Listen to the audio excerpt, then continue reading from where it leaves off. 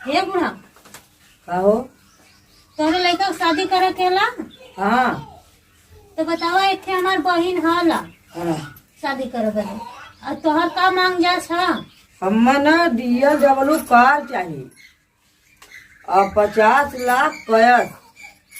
ये बुढ़ा, इतना मांगा था तोहर लड़का करला कौन चीज? अच्छा सुना, हमारा लड़का का करला। हमरा बुझात बबुआ जीएम होई है, ओह से ऊपर डीएम होई है हो। नाना हिंद के सितारा बबुआ सीएम होई है, ओह से ऊपर पीएम होई है हो। ये बुढ़ा सुना, हम बता दे तार बबुआ का बनियन। हाँ। आजकल के बबुआ न सीएम बनियन हो न डीएम बनियन हो, खाली रहरी में बैठ के चिलम फुकियन हो और जुआ खेलियन हो। हाँ।